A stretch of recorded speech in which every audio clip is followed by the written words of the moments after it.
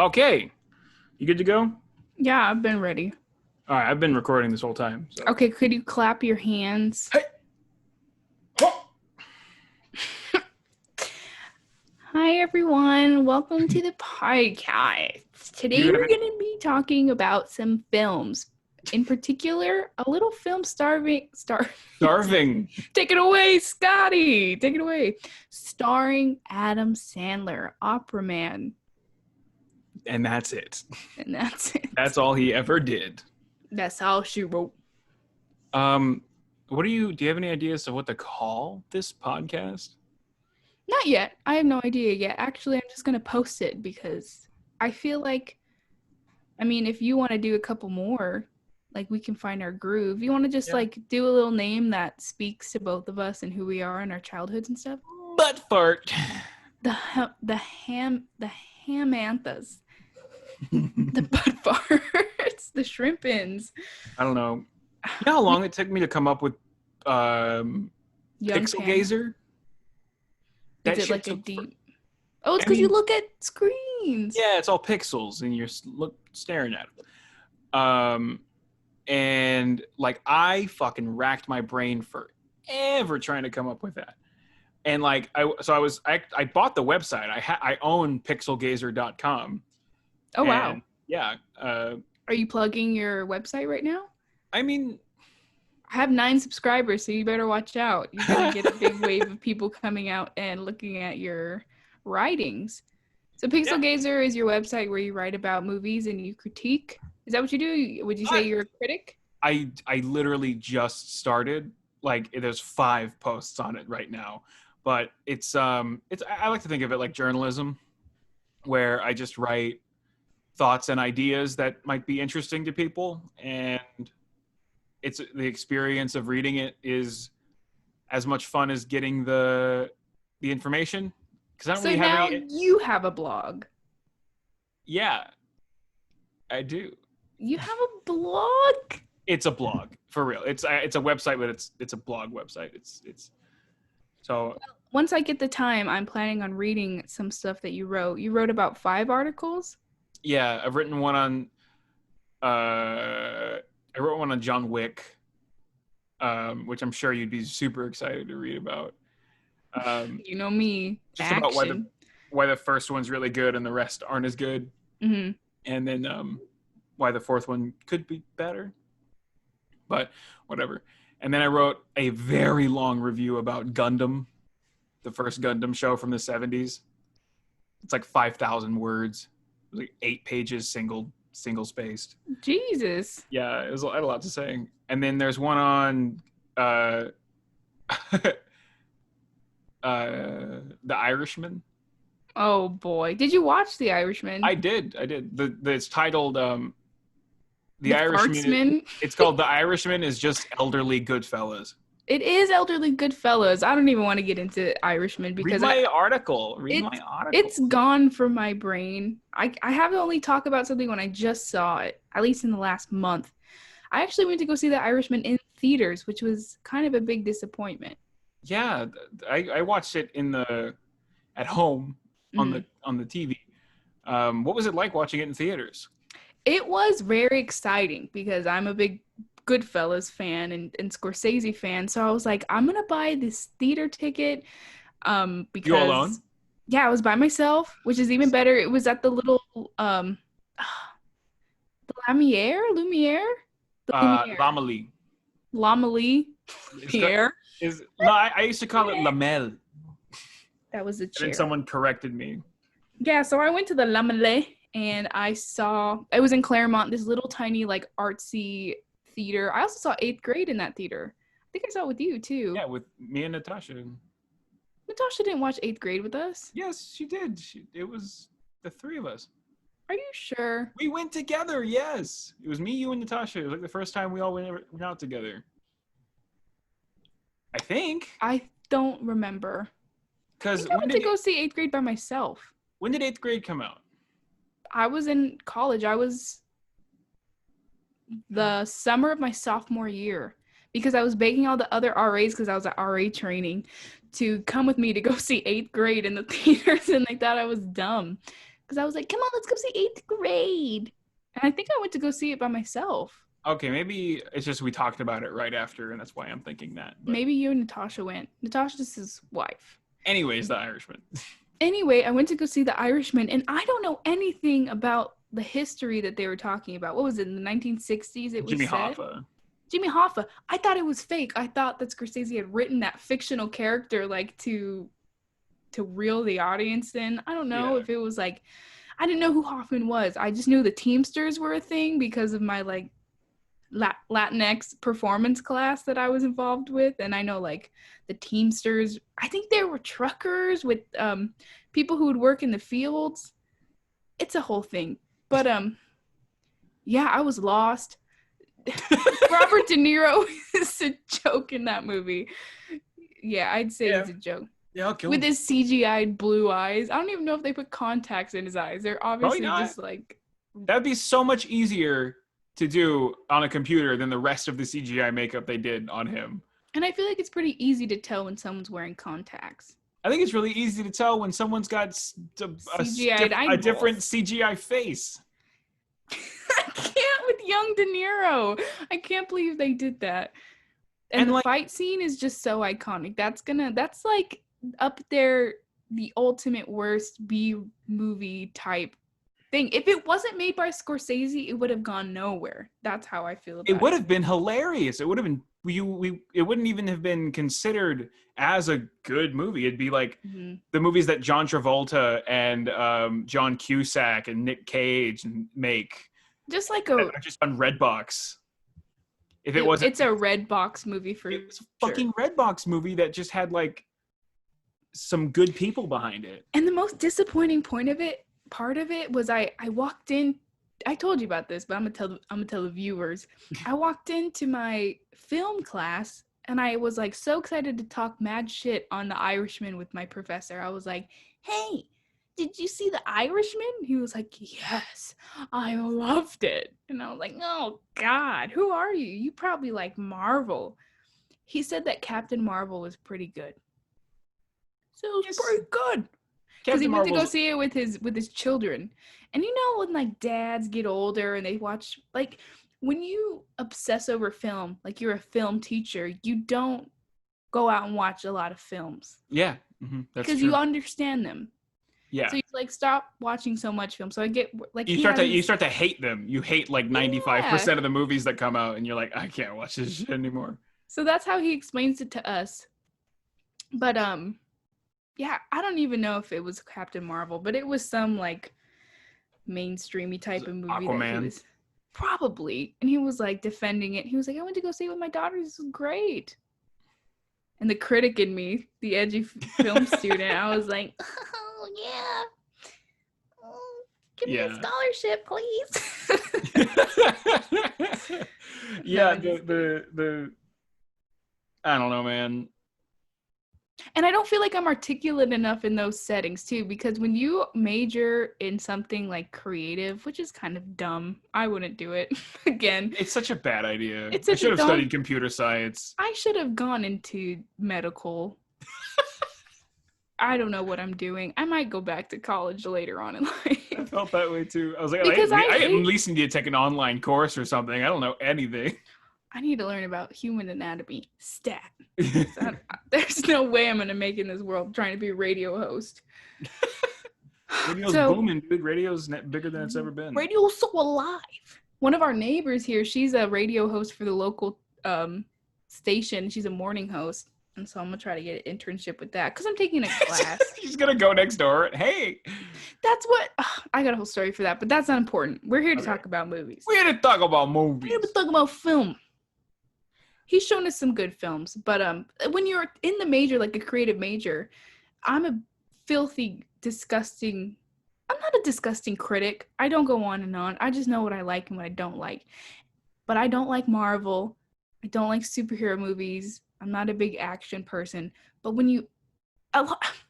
Everybody in my class fucking loves Star Wars and Avengers and Endgame and all that stuff. There's like... I thought Endgame was good. It was a good movie. But like, to say it's the pinnacle of cinema and it's so good, I'm just a critic. I don't know. No, dude, I get it. I'm definitely the same way. How there's the mainstream cinema that gets a lot of people interested, and if 80% of the population likes Marvel movies, and then a certain part of the population goes into film classes, 80% of that or less is going to be into the mainstream cinema, and they just want to be involved in the process. And they're not film critics. They're not like critiquing it and looking at how it stands up as a piece of art throughout film history. They're not going to do the mental immediate connection to the canon of fantastic movies that are cinema for us, and mean what cinema means for us. And like, now I'm at the point where the things that I thought was like, that was so, you said the pinnacle of cinema to us, is like, aren't even the pinnacle of cinema anymore. Like, I'm looking back on some Tarantino stuff, and I'm like, I don't know, I've seen some better stuff. Yeah. I held Quentin Tarantino to such a high standard when I was like in high school, middle school. But now, as I've seen so many, like, I don't know, I've seen a lot of other stuff to where, not even saying that Tarantino doesn't hold on its own. It's still great. I love it. I love his films. It just doesn't transcend moviehood anymore. I've seen some good shit. I've seen some good shit since then. It doesn't transcend me anymore.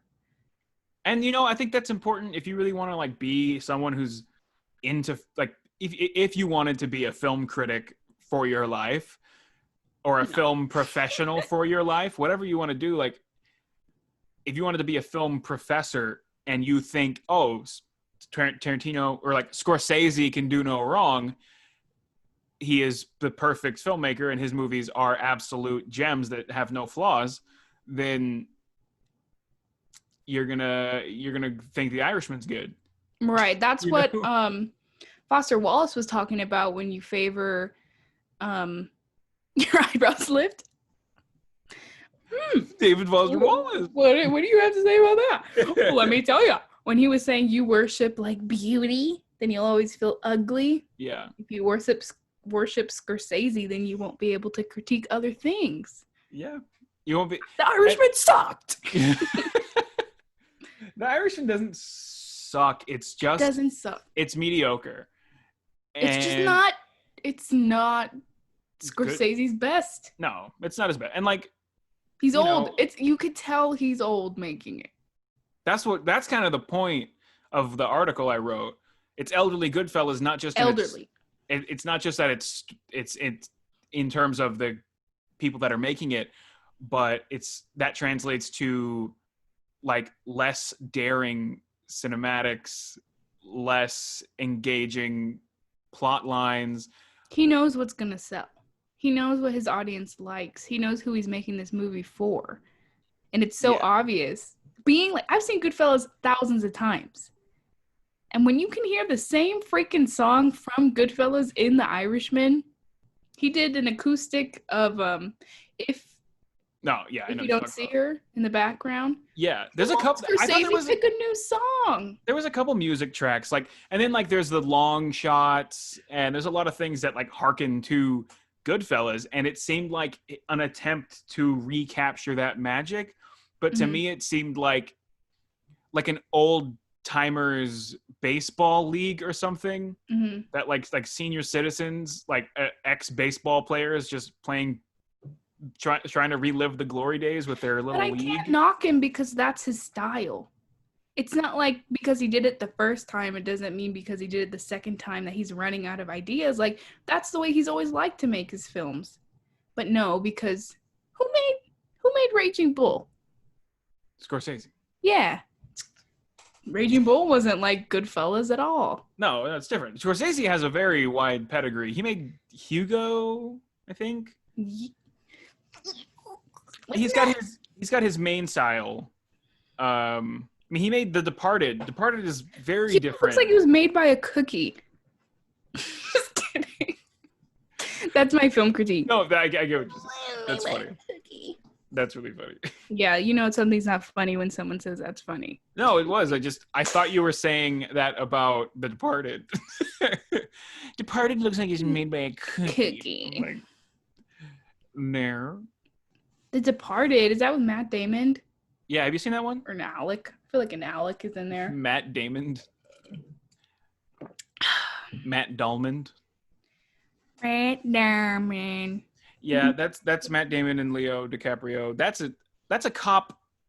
Is it Al Pacino in The Departed? No. It's got a lot of people in it. It's got Leo. It's got Mark Wahlberg. It's got I've never thought Leonardo DiCaprio was a good actor. Well, I take that back. He's a good actor. He is the most overhyped actor in history. He's so over. Gilbert Grape.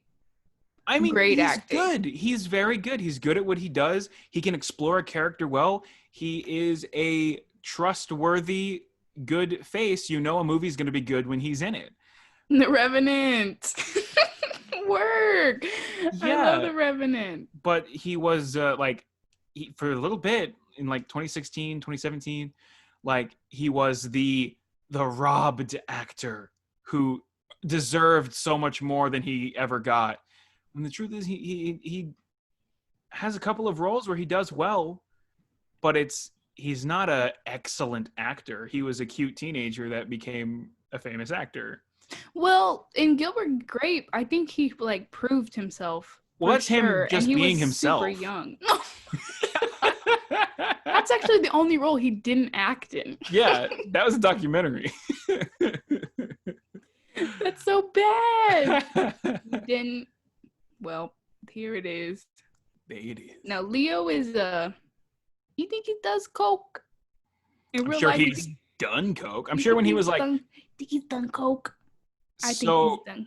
I don't know if you know this, but Leonardo DiCaprio, right after, like, he got famous with Titanic and, like, was the hot young star, like, he was almost like a Justin Bieber personality.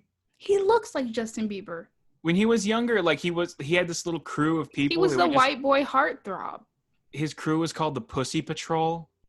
How do you know this? It's just facts. It's just facts. It's just facts. No, it's like I think I saw Red Letter Media talking about it. Actually, they had a video, and they're all old, so I trusted that they were there. Mm-hmm. But it was like a video of people like stalking Leonardo DiCaprio, like straight up just stalking the young man and recording him at the beach and stuff. And he was hanging out with his friends, and they were referencing like, yeah, that was the Pussy Patrol. That was what he was in. It was just like a crew of dudes that would go try to get laid. With women?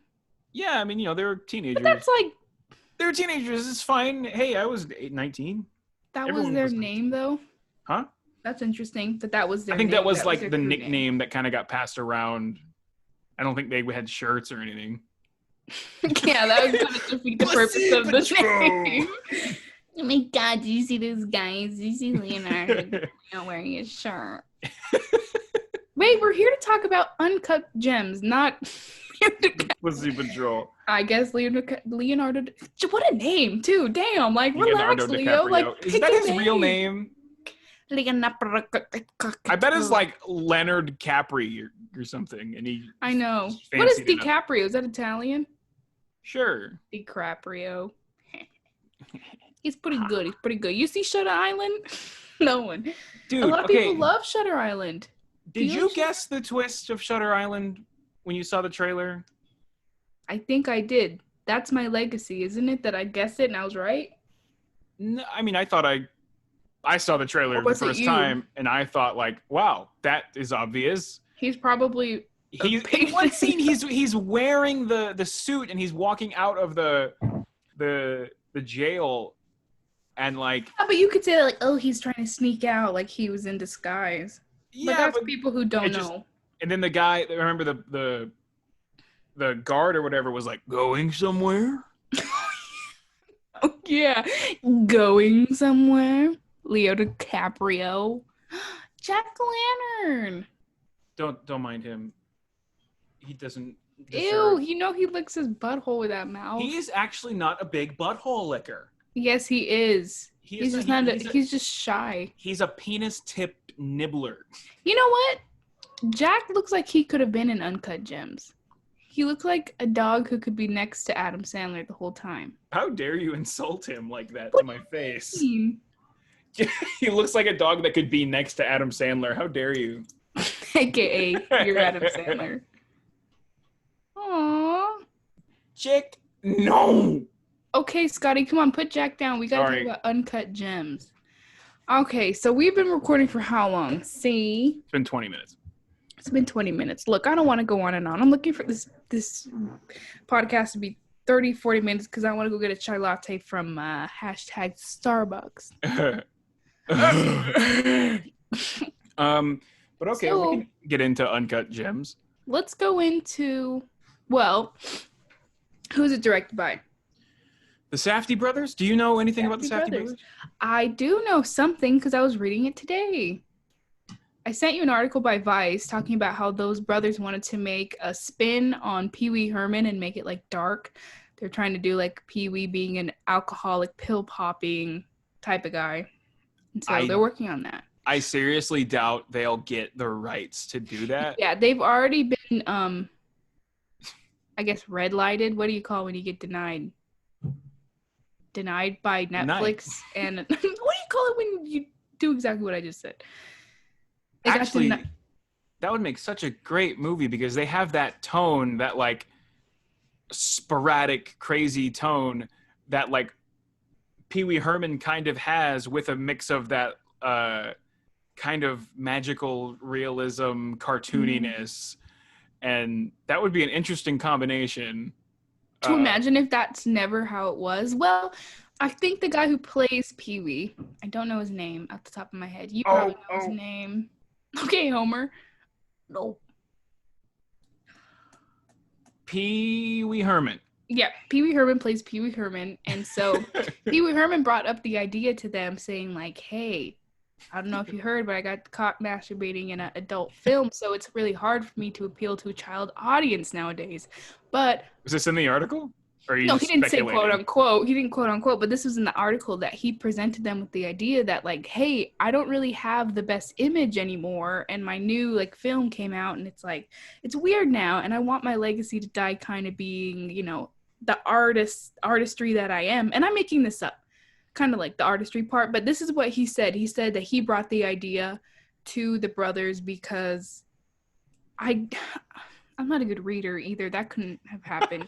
Something along the lines of Pee Wee Herman doesn't have the best reputation and that the actor is on board because of that, because he doesn't feel that he can appeal to a child audience. Yeah, no. Pee Wee's kind of, number one, Pee Wee is an entity from the 80s. And he was brought up from the Groundlings, that really famous improv group with Elvira, and I don't know the other ones, but he's an artist. He made that character up through just like comedic genius and this like kooky character, and it's great. It was super popular. So he is an artist, truly an improv genius. It's funny. Do you know the origins of Pee Wee Herman? Like what the character was originally supposed to be like about? No, I just know he had the TV show. So before the TV show, Pee Wee Herman was actually a character invented by, I think his name is Paul Schneider or something. It's not Schneider. You're wrong. Paul Herman. I don't know. Let me just look it up. Talk about it, and then I'll talk about it. Paul, I want to say it's Paul, something like that. But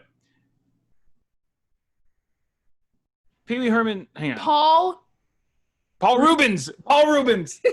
I got it the second you said Paul. Paul Rubens. Yeah, Paul Rubens. Anyways, so his character was originally a terrible stand-up comedian. And he would go on and just be like, "Hey, everyone!" Like that's so Pee Wee though. And like just wear the red tie and the suit and just like showed up and like tell unfunny jokes and be weird and stupid and annoy everyone at a stand-up comedy club.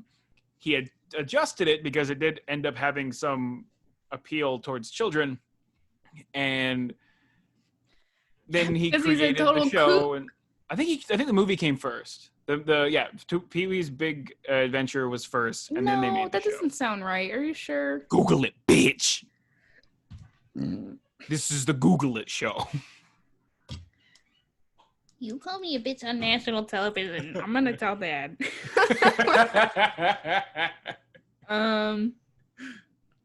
What came first? Usually people look up the chicken or the egg. What came first? Pee-wee's TV or Pee-wee movie? How do you spell Pee-wee? Pee-wee movie or TV? Talk to the people, Scotty. Talk to the people. They need to know. Syphilis, anyone? He's best known for his two television... Okay, year. The Pee Wee Herman Show. Yeah, I think the movie came first. It was the Pee Wee Herman Show, and it was a movie, TV movie, 1981, and then in 1982 was episode 1. And when was Pee-wee's Big Adventure? Bro, I don't know. I don't care. Pee-wee's Big Adventure? All right. Yeah, that's his, the one with the bike. I know. 1985. Oh, so I'm wrong. No, but he had a film first, but it wasn't Big Adventure. Well, it was like a TV movie version of that. Anyways. Yeah. Anyway, I was reading this article about how Pee-wee's going to have an alcoholic debut, possibly if they get approved by making the movie. And then that clicked me to another link to where I read that it took them 10 years to write Uncut Gems because they were starting from the ground up and they had this great idea inspired by their father working in the Diamond District in New York City, and that they had this great idea and they worked together just picking at it over years and years but not having the budget. Because they started out with like a film crew of like 5 people, no money, totally independent. And then once they made their film Good Times, I think it's called, with Robert Pattinson. Yes. I think it's Good Times. Yeah, so that got a lot of attention, and then they got Good the time. budget. Good Time. Singular. Excuse me, brothers. They made Good Times. It blew up. They got the money to make Uncut Gems. Now here we are, Uncut Gems. They make it. They have the NBA player. What's the guy's name? Kevin James. It's not Kevin James. That's Mall Cop. Dwight Howard? No, not Dwight Howard. No, dude, we're not basketball. TJ. I think he's about their history a bit because the Safdie brothers, they have a movie that they made for no money that got some press. Kevin Garnett. KG Garnett is what he calls him. But they had some movie that didn't get a lot of press, and it's really off, but it was kind of like what started them from zero to hero, and that's Heaven Knows Best. Yeah. Did you hear about that one? Did the article mention it? It was in the article, yeah. That was their 2 popular ones. Yeah. Like that one's super cool. It stars and was written by the woman who went through the true story that it's based on. What is it about? She is a junkie on the streets of New York. I think it's New York, Toronto maybe. And she is just a junkie, and her boyfriend, like her little junkie boyfriend, is not interested in her anymore, and she tries to kill herself in the beginning, and it's honestly really, it's like sporadic and strange and weird, but you really get to see what it's like to be not just a homeless junkie, but this woman, the woman that you're seeing, her experience. They made a movie about that? Yeah, and I'm really so jealous of that. I've always been interested in like the junkie experience and how you can make that like a story. I've got it on Blu-ray. You can borrow it. Why don't we watch it? We could watch it when you're coming to get your car fixed. Look at this brother sister podcast vibing. Not Corona, I'm coming over to get my car fixed. But aside from that, more like I'm coming over. Corona, exactly. I'm coming over. But anyways, no face mask. They've been developing this style of just this sporadic, quick-moving, weird very unique and different style of filmmaking. And anxiety provoking is what the article suggested. They're like, that's their knack as I mean, I wouldn't call Heaven Knows Best anxiety provoking. Good Time is for sure anxiety provoking. They said there was not one moment where you could take a break from Good Time.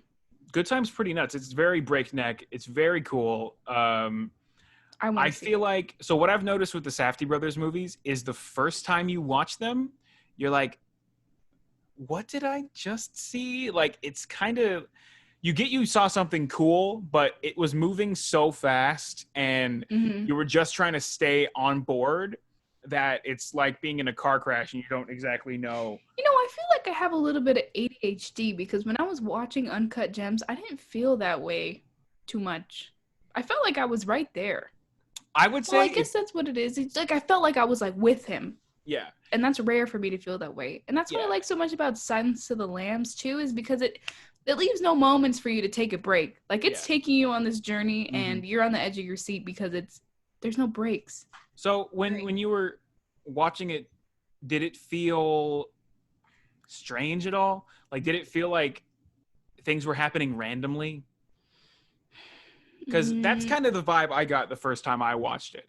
I felt like it was cool and it was different and it was interesting and a lot of fun to watch, but it felt like sort of sporadic and random and the thing that chaotic. Stuck out the most to me with Uncut Gems truly was the colors, if I'm going to be honest. Really? Yeah, I thought that the colors, I see a lot of purple, I see a lot of like oranges and a lot of like, you know, when you take a camera when you're driving on a freeway at night and you go like this and like you can see all the colors of the cars and like and the city lights. That's what that movie. Hang on. Jack, leave that alone. Jack, stop licking your butthole. Just crinkling shit beneath my desk. Jack, knock it off. Anyways, I understood what was happening. I felt the tension when he was in the car with the mob bosses. The first time when he gets left in the trunk. I felt like that was some tension. Yeah. But the scene I'm thinking of when I think of like how it felt like random, there's a lot of little things, but like when the door won't open, like the first time the glass door won't open at his shop, and he's got like hammers and he's trying to get, and like you're like, what the fuck is this scene for? Why is this happening? Like it just kind of seems like, are you just trying to make me more nervous? And it was very it's to build suspense. But I watched it the second time and I realized like no, that's that it does that. It builds a suspense. It makes you feel anxious. You get why it's happening. Much. But the second time I watched it, I realized, oh, it's also setting up for the scene later when they're stuck in there. Like you realize that you cannot get out unless they do this weird thing, and they milked that and made it anxiety producing and suspenseful and like, oh god, KG's gonna leave, like fuck, like he's gonna fuck up his deal even more. And then you realize, oh, it's also setting up for when the mob boss, when the other mob bosses are like stuck in there. Wow.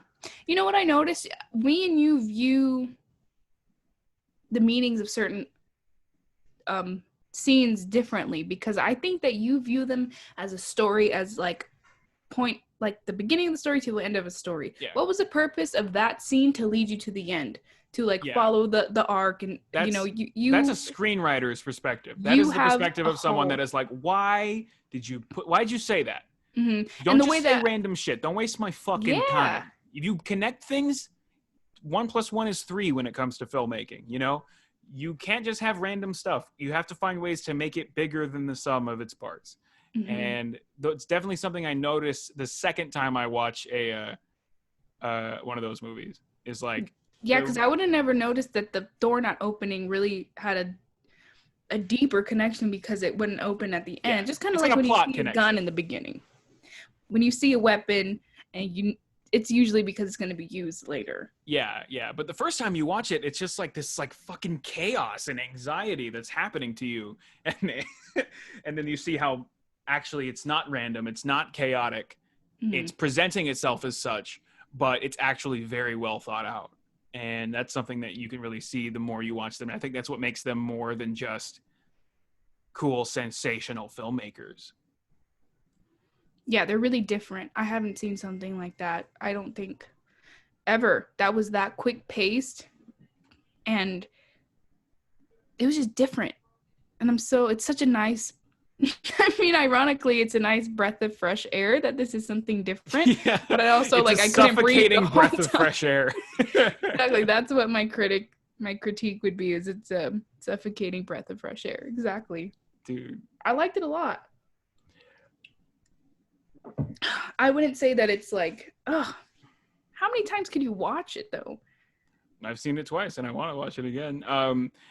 I feel like you get a little numb to it. You get a little numb to the chaos and the anxiety.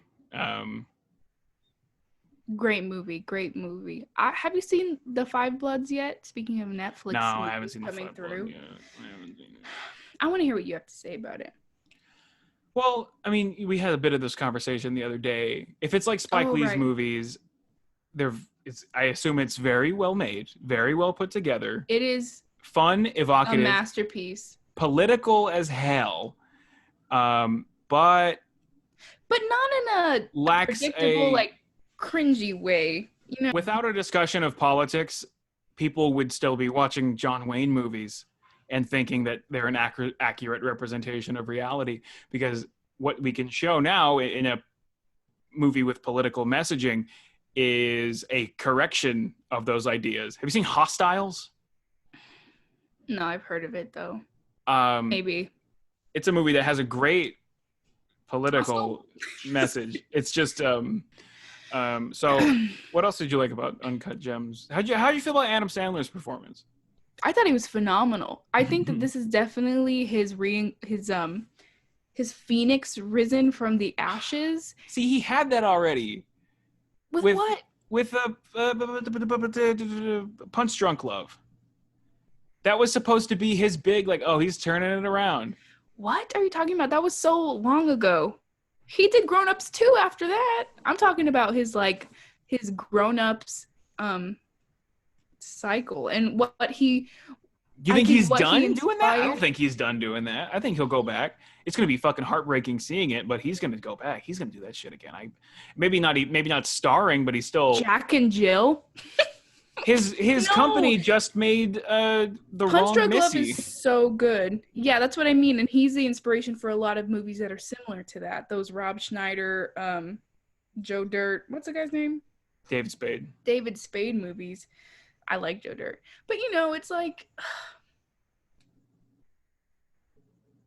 I thought the statement stands.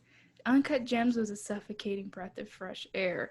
Seeing Sandler doing this incredible character, incredible, and not even remembering that was Adam Sandler, it was unbelievable. Yeah. And the article even suggested an Oscar nom for that, and I agree. I think that that was an amazing performance. I feel like the movie is a little too grimy for the Oscars. I would give it a fucking award. I'd give it an award. I don't think the Oscars will, because they like fucking teacups and porcelain and shit. They do like porcelain. It's probably gonna go to Emma. But to be fair, they did give Mad Max a shitload of awards, which is pretty cool. Nobody was expecting that. And Uncut Gems is on Netflix, and I don't know if they have Netflix a category for Netflix. This year, if you can nominate. Manchester by the Sea was nominated, and that was straight to Amazon Prime. Okay. There was some theater stuff. Yeah, Uncut Gems, I don't even think it matters, because I think how the Oscars work is you submit it, so it's not attached to anything. It's a separate entity that they send. Yeah. What do I know? They're gonna have to not do that, especially for this year, because there are no movies coming out this year. Ugh. The theaters are gone. But anyways, Adam Sandler. That's not true. We got The American Pickle coming. That's gonna be on the HBO. That's going straight to HBO.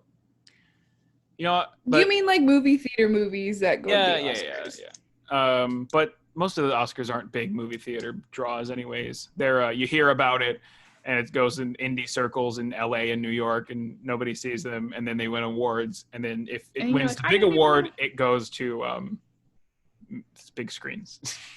Exactly, because I didn't know about Parasite until it was nominated. Like Bong Joon-ho. I think that's I his name. love Parasite. That's a good one.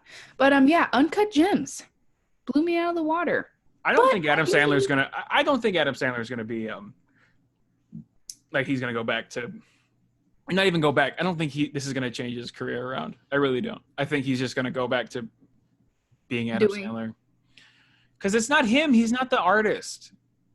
He did a great job in this He one, did a though. good job. He He's knocked done it some out of the great park. films. I mean, Punch Drunk Love and Uncut Gems, that's great to have on his record. I think Yeah. he's done a lot compared to what he has killed himself over with Jack and Jill and stuff. Yeah. So the fact that he came back that hard and the fact that he got casted in that role, why him? But it was perfect. Casting directors are amazing. Yeah. I It's mean, really the make or break of the the film. thing is, you need a good actor to have that movie take off. No one would be talking about the fucking Safdie brothers if Robert Pattinson Matt wasn't Damon. if Robert Pattinson wasn't in Good Time, and if I mean this you could have a different actor, but I couldn't think of anyone that's notable in that spot. I sure as hell wouldn't have thought of Adam Sandler to play that role. I mean, they needed a character that was so comfortable in the role of like a Jewish father that it was, and like there's not a lot of actors that are big box office pulls that are middle-aged Jewish men, you know, and Adam Sandler was kind of the perfect casting in that regard to sort of blend that, like the perfect casting of the right character, because the character is a middle-aged Jewish man with like you couldn't have Matt Damon play that part. Like you can have Brad Pitt, you know? Yeah. You need someone that is just seems like a normal dude and kind of fits that description. And you also need him to be a big box office pull. So I can't even think of another actor that could do it, let alone. No, I would have to look at like a list. Yeah, I need to do some research myself. But I mean, if it's like that, then who do you think of off the top of your head? I think of Adam Sandler. I think there's the guy from A Single Man. I don't know. Oh no, a Serious Man. You can. Is Seth Rogen Jewish? John Turturro would have been good.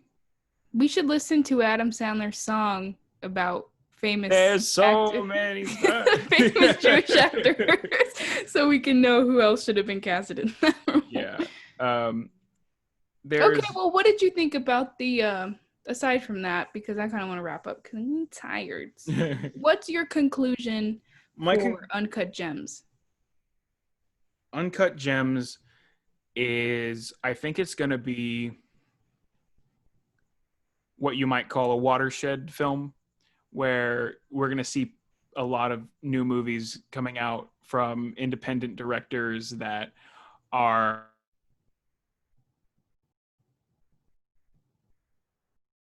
and well, your audio kind of cut out right now. Hello. Okay, there. Yeah. Okay. Your audio Anyways, I think that in the future we're going to see a lot more cool indie action thrillers type dramas, and I think this will be a sort of a movie people look back on as like, oh yeah, that was the beginning of that. And then the people will say like, you know, Good Time is like lesser known and is really way cooler.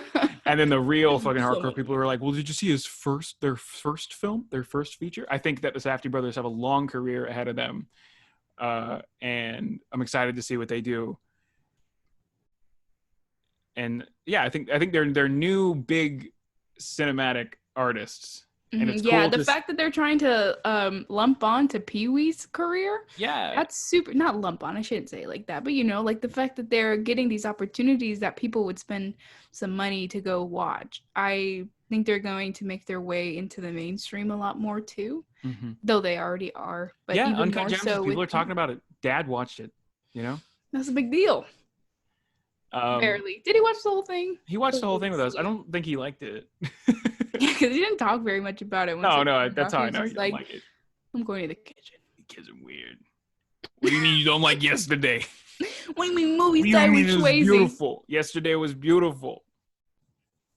Okay, well, that's a conclusion for Uncut Gems. We don't really have a name for this podcast.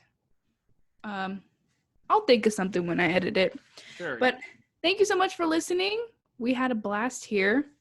We will be back soon to talk about another film. If you have any recommendations, if you did get the chance to make it this far, which is very, very, very surprising, you can comment down below. Mom. Hi, Mom. If you have any other recommendations for us to talk about, we'd love to dive into it. We're planning on watching Heaven Knows Best. Yeah, probably won't talk about that, but we can probably talk about it if you like. Yeah, so we'll come back to you talk about more movies and stuff. So thank you for listening.